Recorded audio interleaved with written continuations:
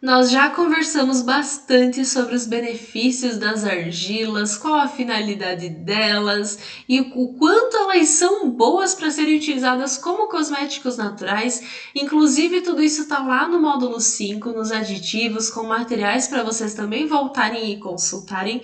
Mas eu quis trazer aqui nesse módulo extra alguns cuidados especiais que a gente tem que ter ao utilizar essas argilas para que elas mantenham todos os princípios ativos e as propriedades. E é sobre isso que a gente vai conversar hoje aqui.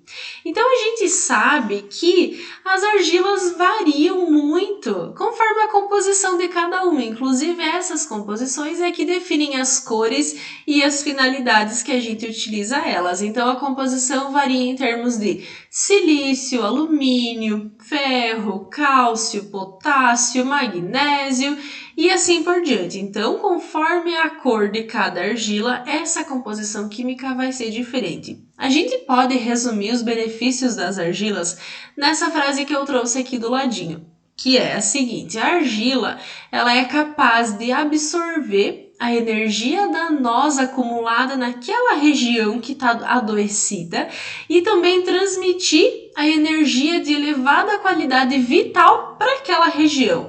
Então ela faz uma troca muito importante com a nossa pele, de como se ela puxasse toda essa energia estagnada, essa energia ruim que está nesse local e devolvesse uma energia de elevada qualidade vital. O que eu quero dizer com isso? A gente não pode utilizar a argila sem um veículo. Quando a argila está em pó, você compra ela em pozinho, em algum empório, em alguma casa de produto natural, ela está estável, ela precisa ser ativada de algumas formas e é isso que eu quero destacar aqui para vocês. Mas um lembrete importante: se caso, por exemplo, você for utilizar um sabonete com argila ou você for fazer uma máscara de argila em casa, é sempre importante você sempre manter essa argila úmida. No momento em que essa argila volta a desidratar, a ficar seca, ela para de funcionar, porque é nessa solução, nessa mistura com algum veículo, com a água, que ela faz esse efeito dessa troca que está descrita nessa frase aqui para vocês, tá? Só uma dica extra aqui para que vocês não façam máscaras ou qualquer outra forma de utilizar argila e deixem secar na pele, porque aí ela já para de fazer efeito, inclusive ela vai reter novamente a umidade que ela colocou na tua pele e os benefícios, tá? Pra gente continuar falando, agora então é a hora de cuidar de alguns pontos importantes na hora de fabricar o nosso sabonete, garantindo que o sabonete vai manter as propriedades intactas da nossa argila, que é muito importante. Alguns cuidados necessários eu pontuei aqui para vocês. Primeiro, não é ideal trabalhar com as argilas utilizando utensílios de metal. Então, sempre quando você for pesar uma argila, pegar uma argila, você não usa uma colher, um talher de metal ou qualquer utensílio que seja de metal. Sempre é bom utilizar colheres de madeira quando a gente vai trabalhar com uma argila. Se caso não seja possível, você não tem como utilizar madeira no momento que você for trabalhar com argila, aí sim você pode utilizar de plástico, é melhor do que de metal, tá? O metal ele carrega alguns componentes que podem inativar a tua argila. Também, antes de usar argila, é sempre importante colocar ela sob o sol, deixando por algumas horas, se possível. Energeticamente falando, a exposição periódica no sol, ela serve para que a argila absorva a energia solar, que é dotada então desse calor do sol. Esse benefício, ele vem de um efeito chamado piezoelétrico, ou então você pode ouvir algumas derivações desse nome como piezoeletricidade e assim por diante. O que é isso?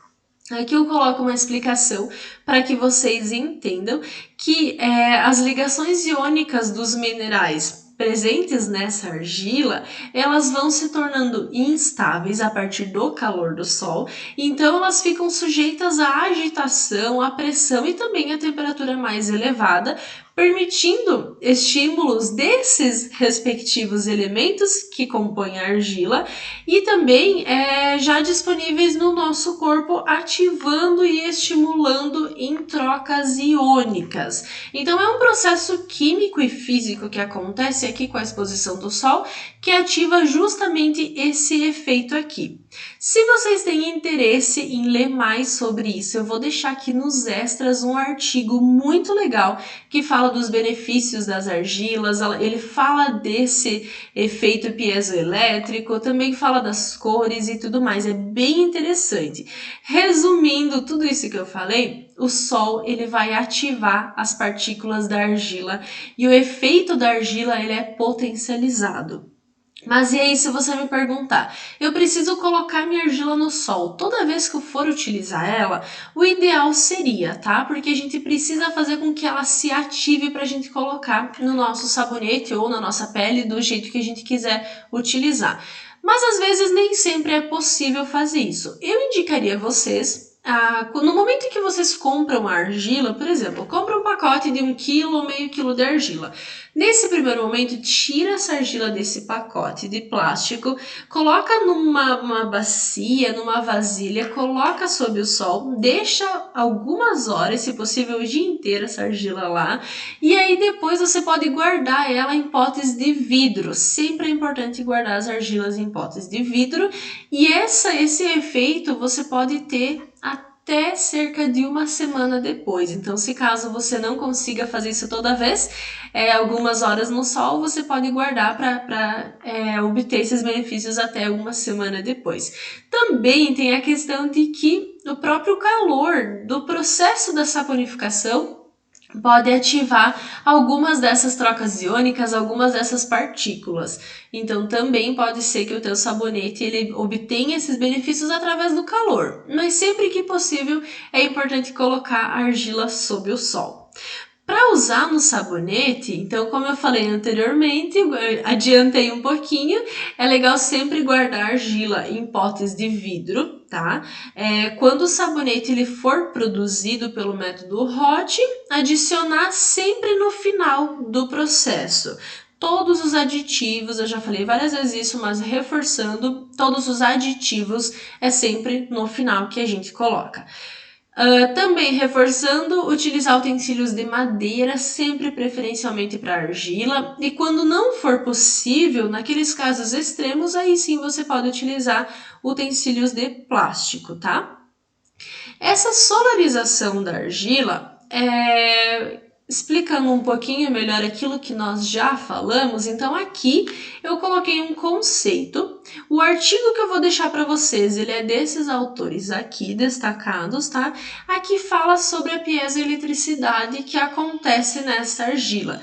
Então, os elementos cristalinos, resumindo um pouquinho rapidamente, depois vocês podem ler com calma tudo isso, os elementos cristalinos, eles emitem energia eletromagnética, harmonizando os padrões eletroquímicos do nosso corpo.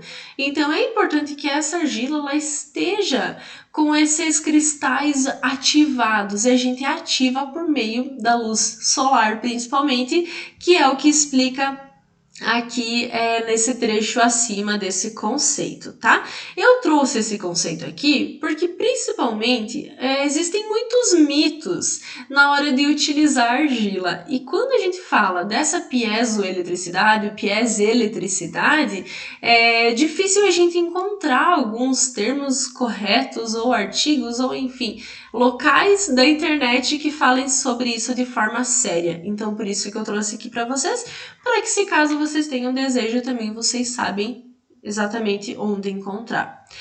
Aqui também tem mais uma explicaçãozinha, que os cristais minerais também interagem com a luz, causando refração e emitindo fótons, que são essas unidades quânticas de luz que atuam sobre o tecido humano. Isso aqui explica o benefício que a argila tem com a nossa pele. Além da esfoliação, além da reposição dos minerais, também tem muito essa questão energética e de troca de íons com o nosso corpo.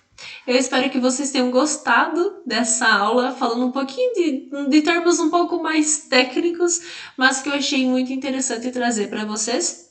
Os principais cuidados, então, armazenar em pote de vidro, colocar argila para tomar um banho de sol e também sempre mexer com argila com colher de madeira, se possível, ou então de plástico, tá bem? Até!